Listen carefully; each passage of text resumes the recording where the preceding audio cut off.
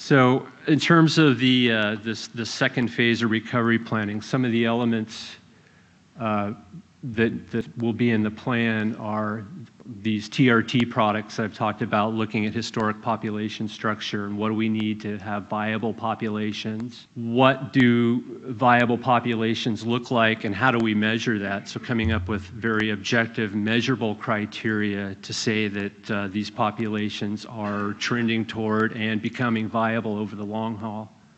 A detailed assessment of threats. What are these critters facing currently that's impairing their recovery, and what do we need to do? What are the priority actions we need to do to repair these threats? And I'll talk a little bit about what we're doing there. What activities do we need to do to repair the threats? What sort of monitoring has to happen to ensure that those threats are being abated? And how much is all this going to cost? And all along the way, there's public review and comment. Back when these fish were listed, they were listed basically according to 5 criteria, basically impairment of habitat, harvest, disease and predation, inadequate regulatory mechanisms, and other issues. These are the factors we have to look at when we consider delisting these species and making the decision that they are in fact recovered. So this is also going to factor into, these are the things we need to look at in our recovery plans. And how that all fits together is looking at the watershed, the estuary, what's happening in the freshwater, the marine environment, natural processes, how much is all this going to cost. So it's really looking at the whole life cycle of these fish and looking at what are the threats that are impairing their recovery. The premise of these recovery plans is that they're built on existing information. So the state has a coho recovery plan. There's these TMDL efforts afoot. There's a lot of you folks with watershed councils that have data that can inform us as to the degree of threats and what are the sources of those threats. There's also the Scott-Shasta recovery plan. So a lot of this is built on using existing data, and I'll show you a little bit of that framework here in the threats assessment. So in thinking about threats to the freshwater life history phase, the framework we're currently developing is looking at 5 life history stages for these coho, and looking at what sort of ecological attributes they need to be a healthy population. So functional estuaries, functional channels, lack of disease and predation, several other attributes that affect their freshwater life history phase, fish passage, sediment delivery. There's a whole suite of ecological processes that are affecting these life history phases.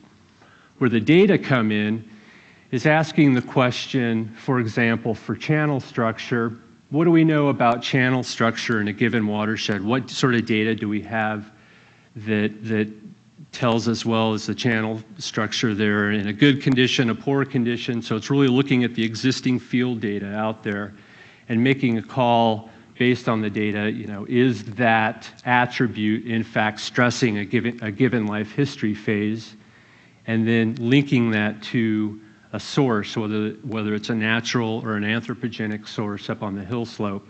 So for example, the idea is to take and link a given life history phase down to an activity, and that kind of forms the basis for our threats assessment and looking at, okay, if we fix road problems in this given watershed for this given population, we think we can have a measurable positive effect on the juvenile life history phase.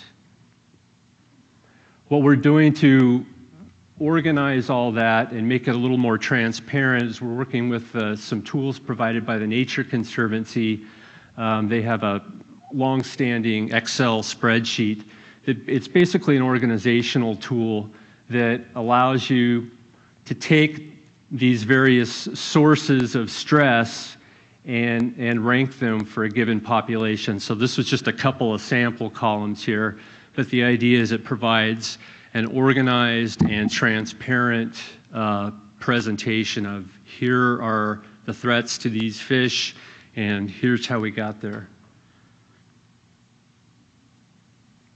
The bottom line down here, I don't know if you can all see it, is there's a series of steps. We're currently working with the state of Oregon and coordinating with them in their recovery efforts up north of the border. And our plan is to have a draft recovery plan by December of next year and a final recovery plan by March of '08. Like I said earlier, there's opportunities for public comment and weigh in at several stages of the game. We recently released a Federal Register notice announcing our intent to prepare recovery plans, and I think the close of comments is Thursday of next week, but the reality of it is it's kind of it's open. So you know, if you miss the deadline, don't feel shy about providing comments and data and information, and I'll provide some more contact information here. A couple of web pages. The bottom one, our Fisheries Science Center, has information on some of those historic population products that I talked about. Here in the next week or two, we're going to have a real-time web page up and running, kind of keeping a running update of what we're doing with recovery planning. And finally, I'm kind of sitting in today for Greg Bryant. He's our area recovery coordinator, so if you've got information or further questions, you can contact Greg. There's his email, and that's about all I got. Thanks.